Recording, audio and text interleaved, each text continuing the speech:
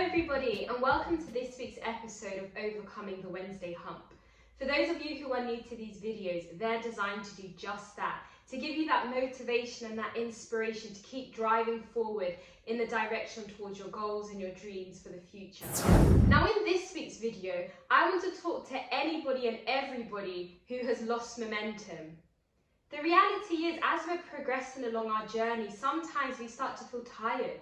Sometimes we start to feel burnt out. Sometimes our motivation levels start to dip and we find it difficult to keep on being consistent and persistent with the goal and the dream that we have for the future. But it's really important that in these moments we don't just stop, that in these moments we still persevere and keep driving towards our goals and our dreams. And this is important because the reality is, it's very easy to have that initial spark of inspiration, that initial drive. But the truth of the matter is, eventually that drive and that motivation and that inspiration does start to wane. You don't maintain 100% drive like you did at the beginning of a venture or a project when you were so excited to start it. And it's the successful people, or the people that will be successful in their pursuit, they are the ones who are able to be consistent. They are the ones who are able to maintain momentum when it starts to get challenging, when they start to feel like giving up, when they're not seeing the results that they had hoped to see, and they're questioning, is this even worth it? If you can keep persevering, if you can keep pushing past that season of the journey, often you will go on to success. But it takes a lot of strength, it takes a lot of perseverance, and it takes a lot of drive to keep pushing through that season when you do feel like giving up.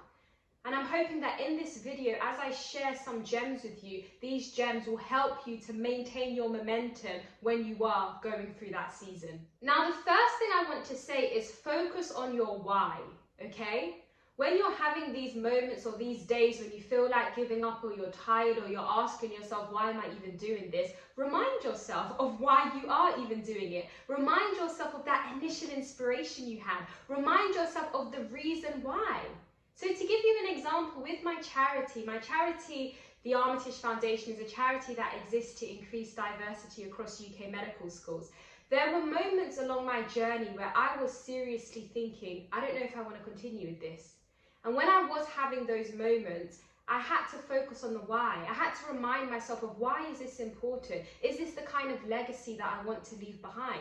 Is this the kind of impact that I want to have on the world? And my answer was yes to those questions. And so that gave me the strength to keep pushing when we were struggling, when we were worried about whether or not we'd get enough finances to keep our staff member or to keep moving forward.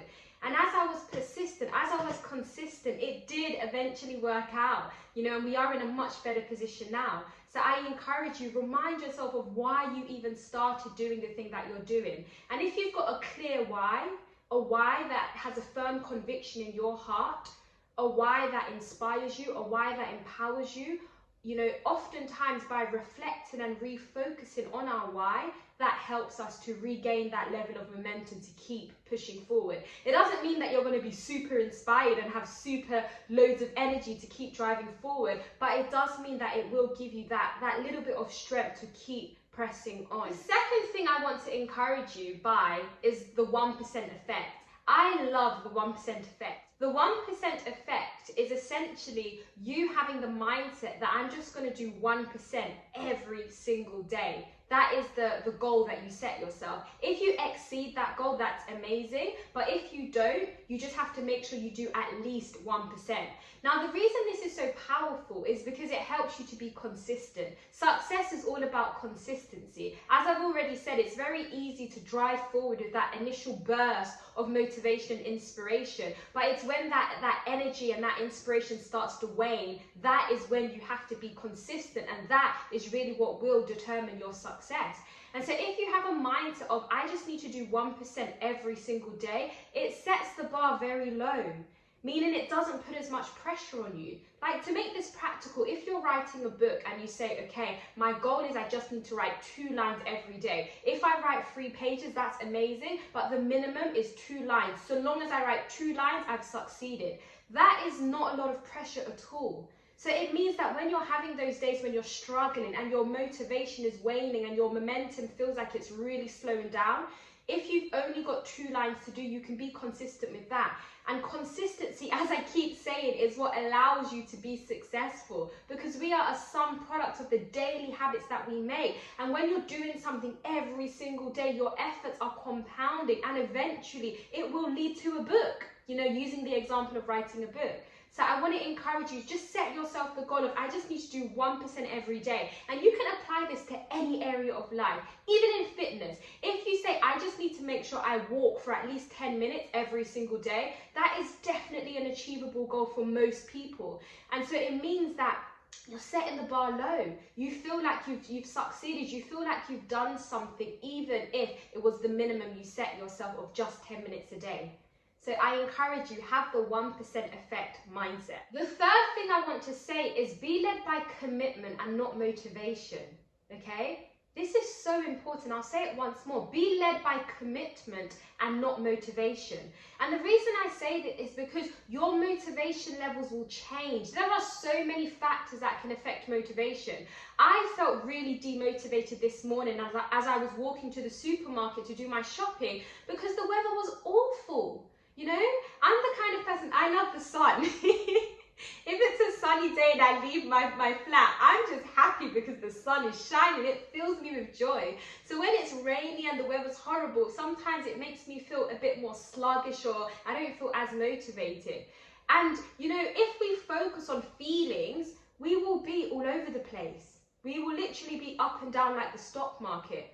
You have to decide to be committed to something, which means come sun, come rain, come wind, come fire, come anything, I'm going to do this thing because I am committed to it. And when you can start developing that mindset, it helps you to maintain your momentum, because you're not seeking for a feeling of motivation to determine your work ethic, but rather you are deciding that I have made a commitment and I'm going to be committed to this because I know my why, I know why I'm doing it, I know the result that I want to reap, and I know that I just need to be consistent, and so I'm committed to this.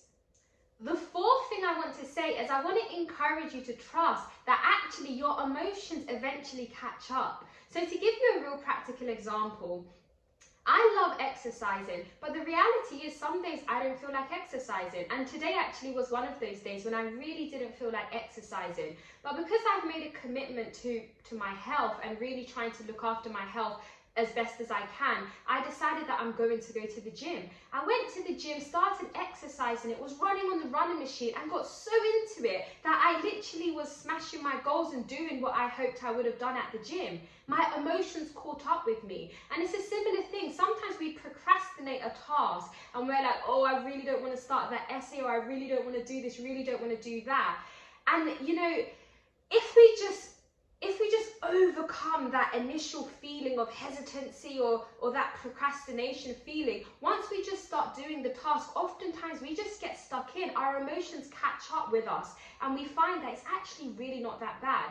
And there's another principle where people say, eat the frog first, which essentially means that at the beginning of your day, start with the task that you're least motivated about. Start with the task that you really don't enjoy. Because if you can get that out of the way and get that done, it makes the rest of your day a lot easier, and it means that you're getting done what you otherwise would just keep procrastinating and procrastinating and procrastinating. The final thing I want to say is I want to reiterate what I've been saying all along, or at the beginning, which is that this journey of success, this journey of us moving towards our goals and our visions is all about consistency. Successful people are the people that can be consistent, the people that can keep showing up, the people that can keep producing results. And I don't want to say this in a way where I want you to put like loads of pressure on yourself, because that is not healthy. And sometimes we have to cut ourselves some slack. Sometimes we may feel burnt out, or we may not be well, or you know, we need to take a respite, and that's totally fine. Okay, if you take a respite for a few days, in the grand scheme of things, it doesn't have a major effect. But for most of the time, we can be consistent and we can apply ourselves. And if you can just have that mindset of, I don't need to be perfect, I don't need to be amazing, but I need to be consistent. I need to be committed. I need to keep showing up. I need to keep doing this thing. And if you can do what I've said, you know, focus on your why, not be led by your emotions, focus on your commitment and not the feeling of motivation, trust that your emotions will eventually catch up. If you can apply some of these tools and these strategies, it really does help you to be consistent. And you'll realize that that consistency will help you to reach your goal. And the other thing I want to say is that even if what you achieve doesn't look like the vision of success you had in mind, you have to understand that by applying these habits, you're developing principles that you're living by.